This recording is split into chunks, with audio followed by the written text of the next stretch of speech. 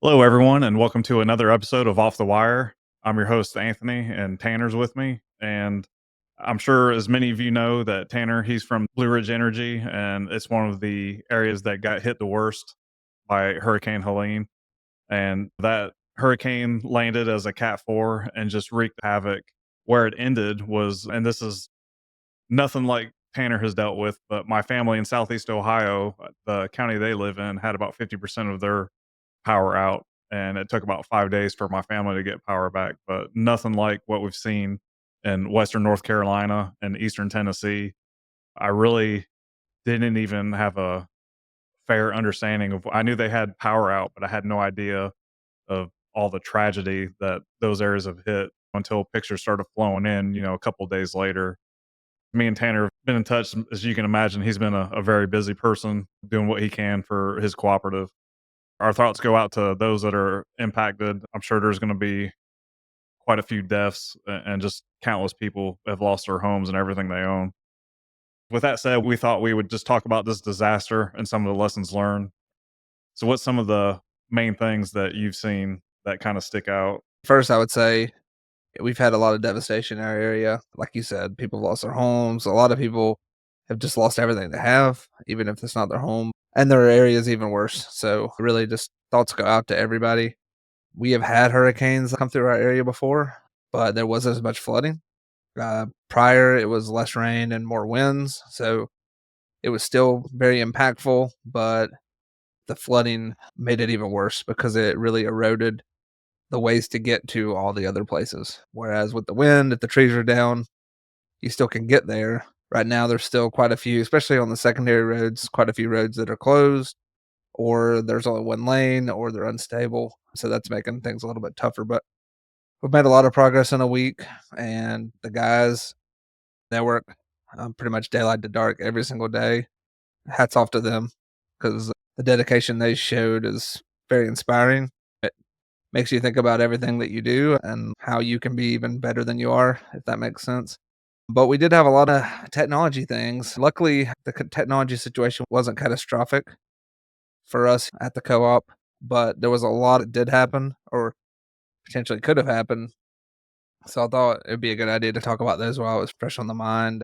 One of the things that came to mind first was we had several land-based internet connections. We had 2 fiber connections, and they went different directions, and then we had 1 traditional cable internet connection. Throughout the event, pretty early on, we lost our primary internet, maybe 45 minutes to an hour into when the rain started with the hurricane.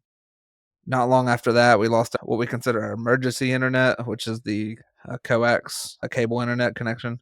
And then shortly after that, we lost redundancy in our other fiber connection. Now, big shout out to our other provider. Even though redundancy was lost, we never completely lost that connection. There's that mantra out there: one is none and two is one. We always thought we were in a really good spot. We had 3 connections, and that was never going to be a problem. But this really showed us that maybe it's time to add another or maybe a different medium. Luckily, we do have our circuits restored now over a week to restore both the other circuits. So I guess another lesson is it's going to take a while if you have this kind of destruction, or it could be a lot of things. It may not even be related to a natural disaster. You could still take several days. So definitely have your connections go in different directions. If we hadn't had that, we would have been completely down from the beginning, and that would have been really tough. The other options were pretty spotty as well. Definitely would consider having an alternative medium connection, even as a backup. I would highly recommend Starlink. We did have 1 Starlink device, and we initially brought it down to our office once we lost the other connections as a backup. Unfortunately, with most of these kind of Starlinks or cellular connections, you don't have a lot of static IP addresses. So even if you do go to them, you're really going to deal with your outbound. We would have lost a lot of inbound. So people being able to contact us, report outages via our different systems, whether that's through text or otherwise, that would have been all down. We would have had internet out, which would have been better than nothing. We did set it up out in the yard there and just ran it through the the door. A lot of temporary setups happened that day. Once we lost one of our field substations, we actually moved it out there temporarily. We knew we could go get it in probably about 30 minutes. So We took a little bit of a risk there and just took it out there.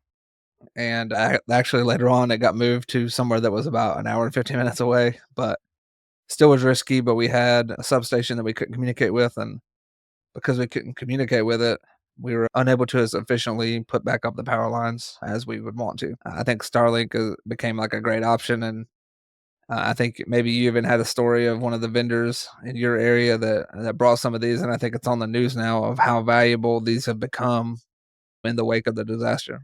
Yeah, after I think it was, Saturday that our MSP, I'm gonna call them out just because of what they did, but ARX Systems, Alan, the CEO, he messaged me and said, "Hey, we're willing to help those in need." He's like, "We have 3 Starlink systems. If anyone needs them, just let us know." And I posted on we've got a listserv for the cooperatives, and I posted that, and end up one of his clients, they assisted them, and then just another cooperative, they didn't ever do business with them, but ARX helped them out, giving them a Starlink, giving them bandwidth. He did some testing, and I think the enterprise level one that he had, he said he got 320 meg down, and it was either 15 or 20 meg up. Uh, I'm just curious, Tanner, what kind of speeds were you seeing? Yeah, we have actually, believe it or not, we have several employees that have them already. It's a very rural area, very mountainous. It's expensive to run fiber sometimes, or coax, or even telephone wire in some cases, or DSL is such a inferior connection. So I think in normal times that's exactly right. 300, about 300 down to 20 up. I think the worst I've ever seen is like 110. I've done some testing with it personally. So yeah, definitely a home broadband level connection. And we were able to actually get one of our substations back online with the Starlink. It's a little bit finicky because with some of the devices and they have different hardware revisions and some of that, some of them don't have an Ethernet port. So you have to have like a router that will actually connect to it via Wi-Fi and then distribute an Ethernet port out. Because typically, most at least ICS equipment and firewalls, any type of thing like your typical connectivity is coming in via Ethernet. So you'd have to contend with that a little bit, but overall, yeah, it was very helpful, and I'm really happy to hear that they got some people back online with this.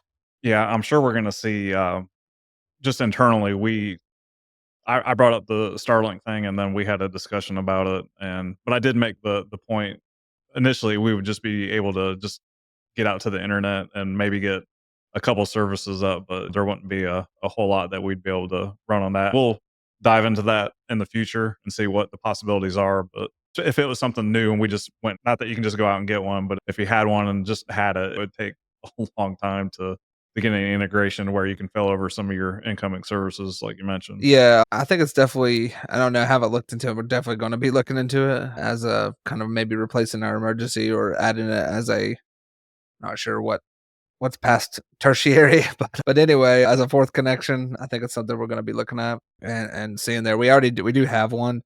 We have been doing some testing with remote triple singles. For those that may not be in the power industry, a triple single is basically a device in the field that can break the line down into sections. It either be communicated with or non-communicated.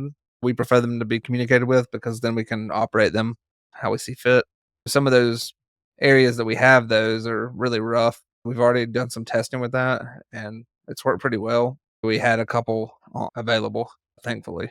We have a lot of private fiber. Our private fiber was exceptional. We have connectivity between our different offices in different counties. Every county got hit by it. There was a couple counties that got it worse as far as roads and bridges and stuff like that, but every county was impacted pretty heavily, and all of our fiber was good. Now most of our fiber is on really high poles where it's hard for it to take down. Luckily, that held, and all of our substations held except for that one. That was unfortunate because we just built that fiber too. It's the last one we had built fiber to, and it got taken down. So brand new fiber got ripped off, but that's just how it goes. So I would say to those that can, if you have your own private infrastructure, definitely recommend it.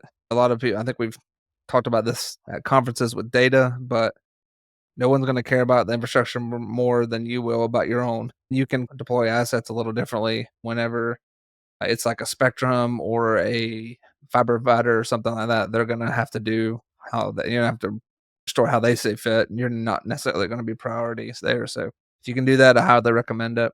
Just to add on to that, Tanner, we've got 3 circuits, and since that event, we've had one circuit down. It obviously comes from the west, but I'm not going to name the carrier, but that one's been down, and there's no estimate within sight of when it's going to come back up. Anyways, not a big deal because we've got two other circuits right now. But I know another thing everyone's going to be interested about is the cellular connectivity. Did it instantly go down? Did they run on generators and go out? What kind of service did you see and from the different carriers? And if it did go down, how long did it take to come back? So I've heard a couple things, but I guess I just want to see what your take on that is, Tanner, for the cellular connectivity. Yeah, so I guess there's general cellular networks. They held for the first day. They went until about 5 p.m. the first day. So that was a Friday. And then about 5 p.m., a lot of them went down. They were without power. I think they're required by law, if not mistaken, to have 8 hours of generator. It's right around there. They don't overdo it too much. Like maybe 10 hours would be like the max. As soon as that happened, obviously, definitely out in the more rural areas, cellular was gone completely. I had no service at my location. I'm trying to think here. Probably 4 to 5 days. On the 4th day, I think, they did get some of the towers back, and it got marginally better, but then it actually got worse after that, and then it fully recovered maybe, like, a week later. That was kinda weird. That was something we noticed is cellular was very variable. Like, it would work, then it'd be down. It would work, then it'd be down. I'm sure that's just overloading. You gotta think, like, all these homes and people they're normally on a, charter connection or a Spectrum connection, and now all of a sudden, they have no choice but to use cellular for all their needs, and there were some knuckleheads, I'm sure, streaming Netflix in the midst of it. But I think that was part of the problem. There was just so many devices, so it was very variable. Like it would be up and then down and then marginal. Several days it was just terrible. It was available, but it was awful. Just very slow speeds, especially data wise. You could definitely get a call and a text out, but if you try to do anything data wise, like click a link, it would take like a minute to load. So that was interesting. And as far as like I know a lot of us in the electric utility world and also from like police, fire, many other critical services have access to the FirstNet service. And I think Mhm, Verizon has another service as well. But FirstNet is the one that was bid and won by AT&T. So FirstNet worked pretty good throughout. Obviously, there was priority. And so one thing we learned is we didn't have enough FirstNet phones. We wish you had more on there. We had some pushback on moving to FirstNet because it's just work, right? It's just like you got to change carriers. And then there's some areas where Verizon works a little bit better. Verizon's always worked better in our area, at least for the last, I don't know, 10 years. After FirstNet, obviously FirstNet, AT&T's been building towers, but for whatever reason, we did not have many phones. I think we had out of our 150 phones, I think we might have had 10 on FirstNet, mhm. maybe 15. So that was rough because that coverage was, non-existent for majority of our area. I would obviously it's a true estimate, but I would say probably 80% sell down as far as like coverage area, 80 down compared to normal. So cellular is good in a lot of ways, but when you don't have power and you don't have fiber, these most of these cell towers are on top of mountains, at least in our area, or they're on. And if fiber gets hit on the way, they're down, even if they have power. So, I'm going to share one personal story that I heard. It was a friend that was out there, and he said that he's got AT&T FirstNet, and this is not a plug. Like you got to do what's best for you, and your area may not have good coverage with them or not. But I just thought I'd mention this. He said that he was getting about 60 meg down with his cell phone, and then he had some friends that were with Verizon, and they were getting like half a meg down. I do think Verizon is a great company, but they're not under contract with the federal government, so I think there are some SLAs with FirstNet that they have to abide by.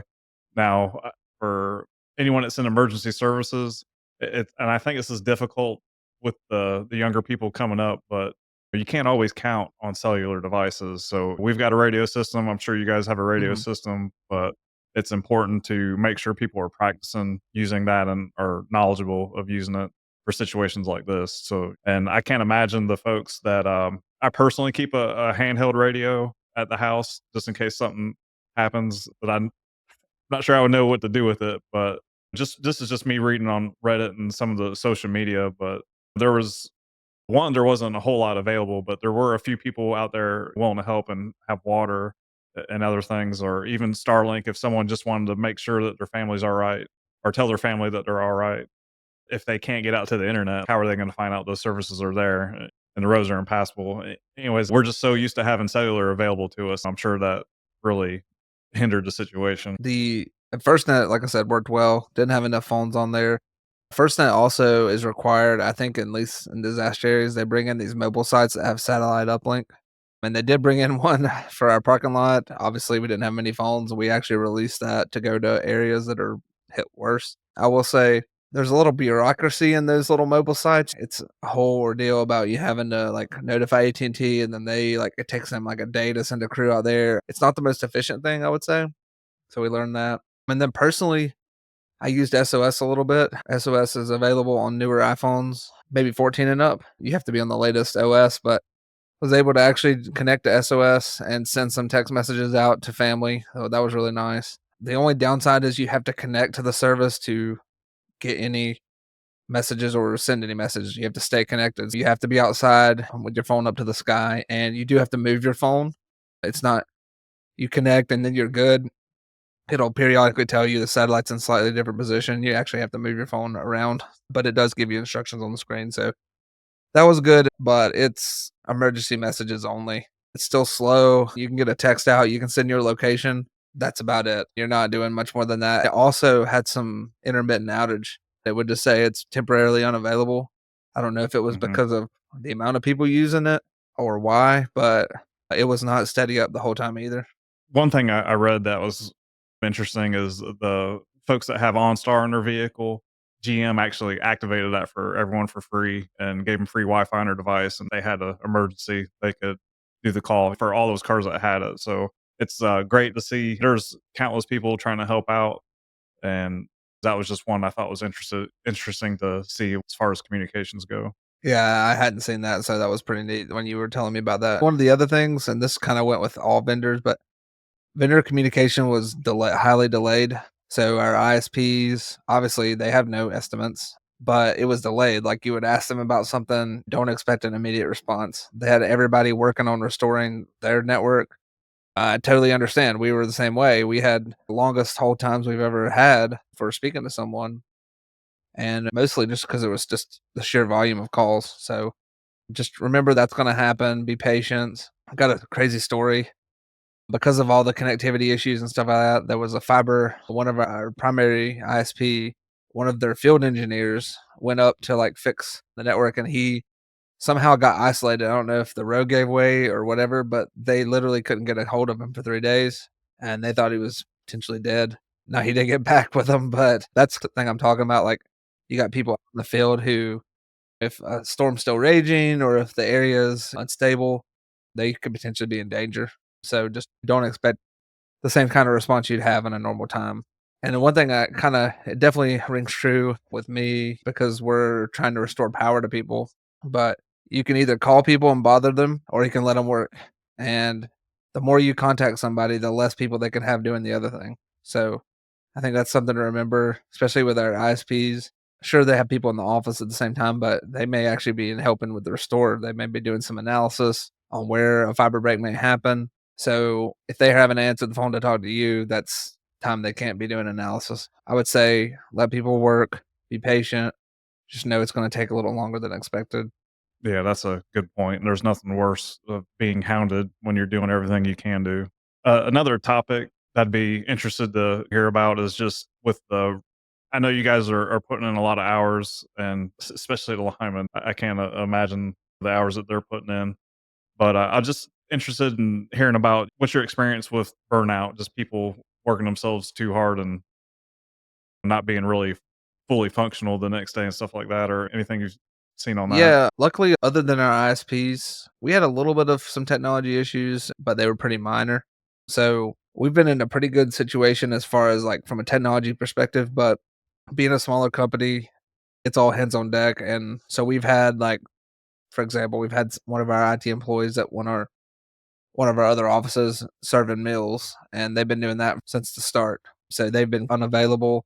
Periodically, we have gotten pulled into all kinds of other jobs that are not necessarily technology based. And we've been happy to do them, to be honest, because whatever it takes. I drove trucks, picked up pickups and drove trucks. I dropped off laundry at places where we were doing laundry for all these extra people that were in our area. I think we had a couple 16-hour days, so that was pretty rough. But at the same time, I didn't feel like it was too bad because the guys that are fixing the power were doing that every day. So, but yeah, absolutely. People that day, especially, I had to get some good sleep.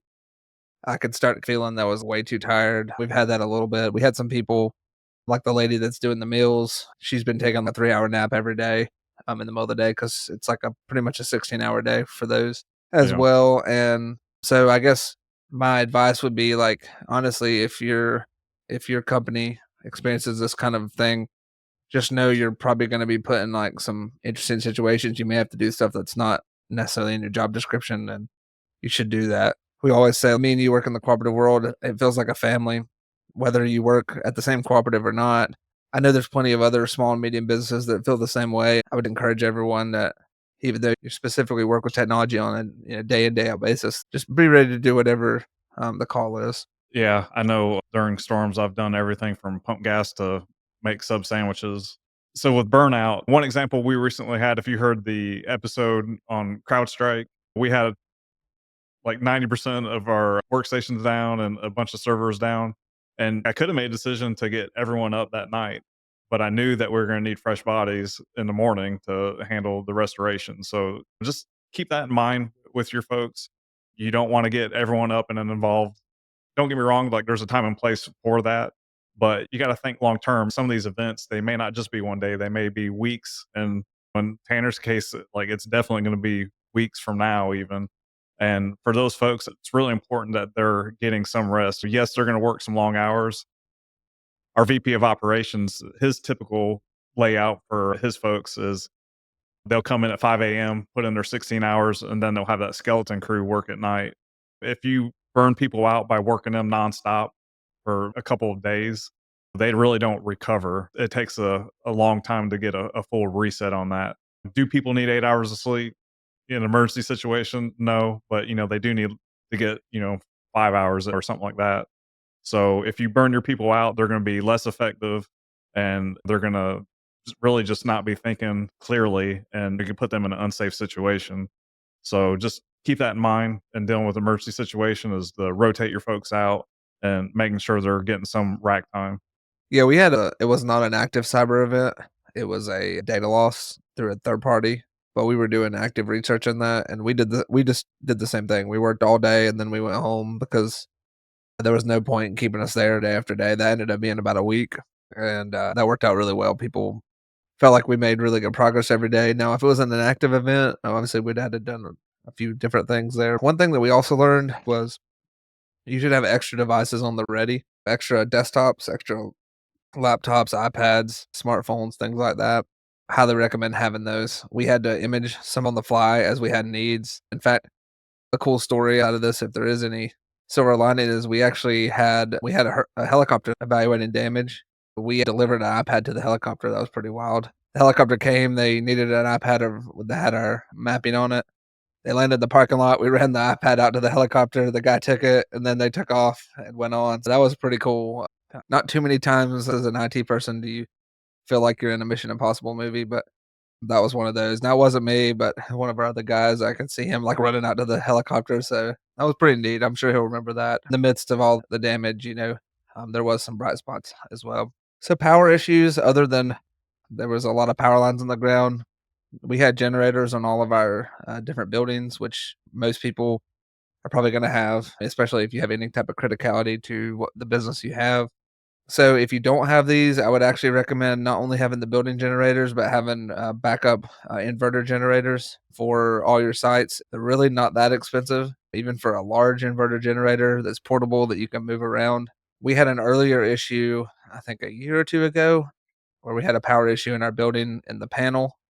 We couldn't use our generator, so we actually had three, I think 8,000-watt inverter generators that we purchased for that.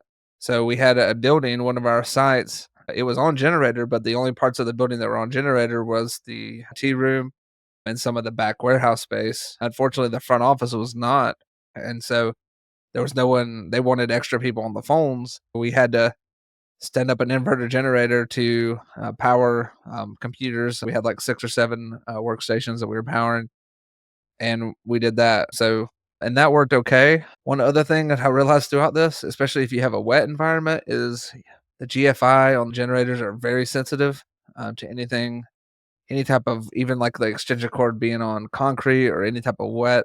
It's a very little stray voltage that has to go to the neutral to trip out a GFI.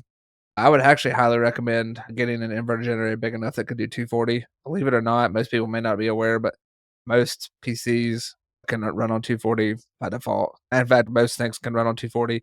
Even if they plug in a normal plug, they can still be powered by 240.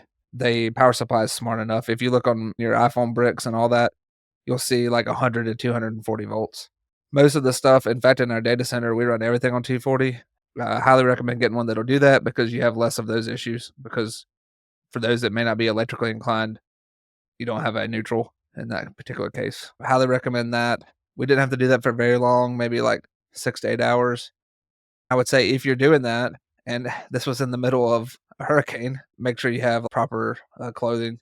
A lot of us had rain jackets, but no pants, no actual full rain gear, and we were completely soaked. Definitely keep that in mind. But I recommend having those where you can move them from place to place because you may have a generator, the generator may not crank. The generator may run out of fuel. You may not be able to get fuel. There's a lot of scenarios where just having something that you can actually drive to a place can be a huge difference. I think you've been through obviously events, hurricanes and things like that as well. We were talking about from a cybersecurity perspective, there may be things you have to do in an event that you may not want to do. I think you might have had a little story about that. Yeah, so we frequently get hit by hurricanes being in eastern North Carolina, and I really I'm a little ashamed that we did this, and this was my decision, but I definitely no longer do it.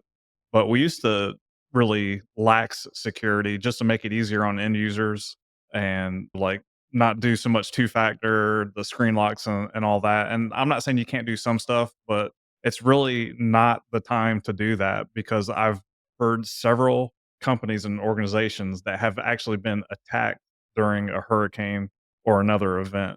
And the reason they do this is the bad actors, they know if you're dealing with a hurricane or dealing with some major event that you're not going to have time to mess around with this and you're more likely to pay them. So we used to do that. We no longer do that. We just operate standard operating procedures security wise. We don't lax anything. So just keep that in mind. Don't make the mistake I did. You don't want to lax your security. I know it's tempting to make things easier on your end users during this time, but honestly, you really can't do that because the bad actors, they're watching, they know, they see the news and they're always out there and they'll definitely take advantage of the situation if they can. No, I totally agree with that. I actually heard of an organization that happened to. It happened right before, so it was a real situation because they knew this hurricane was coming. They were like, "Well, what do we do? Because it's coming tomorrow." You don't want to get yourself in that situation.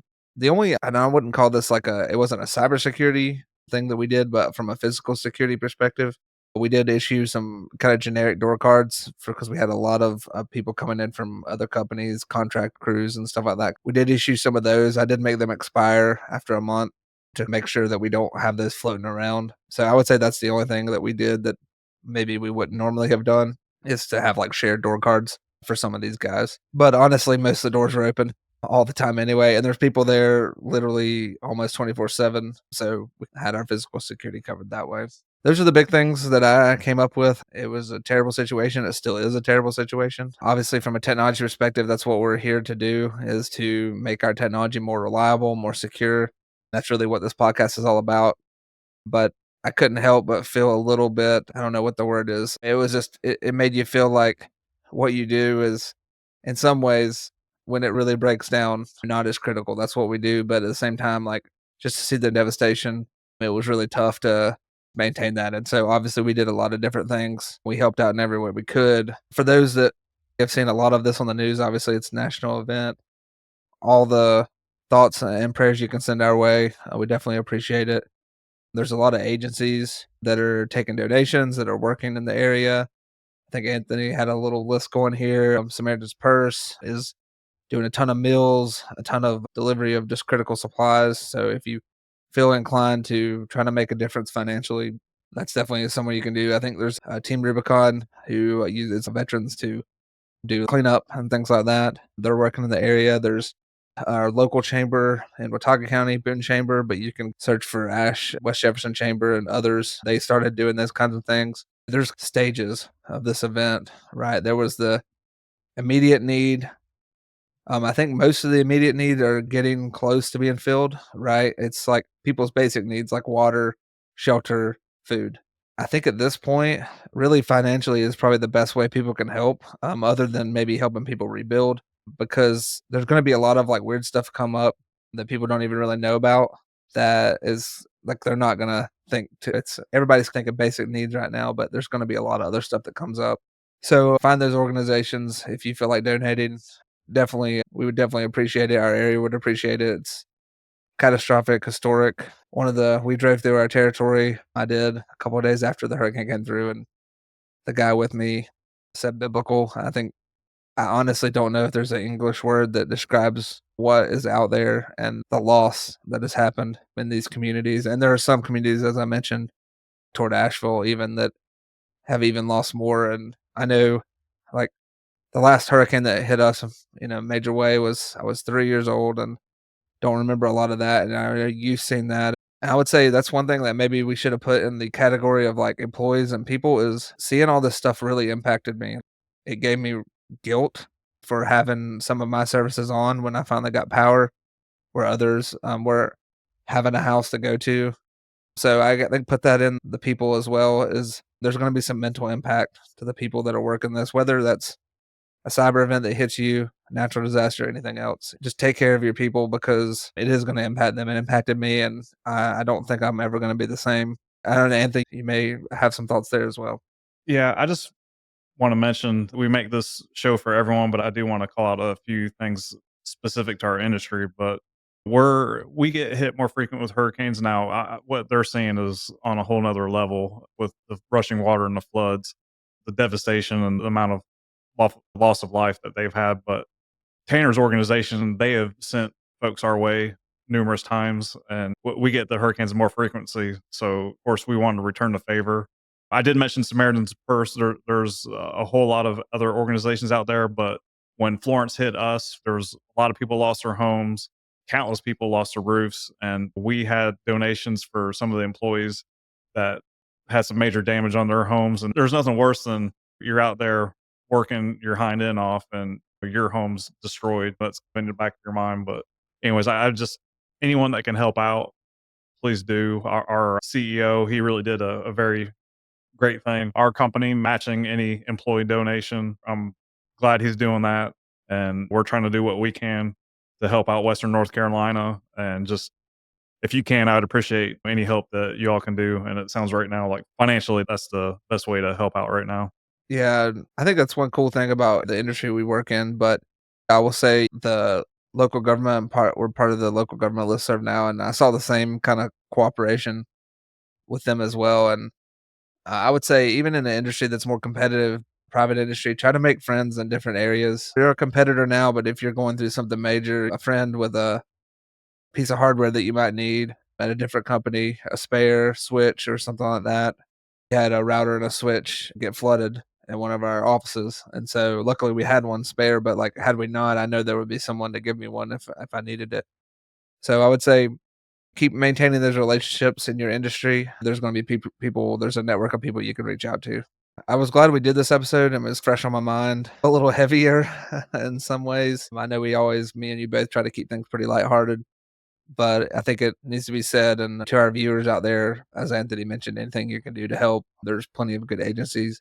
There are also, from a cybersecurity point of view, there's a lot of scams out there too. So just be careful with that kind of thing and educate your users. It's a sad state of the world that we're in where we had to send an email out to all of our employees to educate them on the scams that were already popping up, unfortunately. But that's what we're here for. If you can help in any way, we definitely appreciate it in our area. So we're grateful to have all the listeners. We love doing this show, and we hope you enjoy listening to it and you get something from each episode. If you found today's insights helpful, share our show, subscribe, drop us a review. That's the ways you can help us out, help us grow, and help us reach more people that also need to hear these kinds of things. And of course, we'd love to hear from you. If you want to send us a note, show at offthewirepodcast.com, or you can reach out to us on social media at any of our different platforms. We'd be happy to hear from you if you have an episode idea or something like that. Just reach out.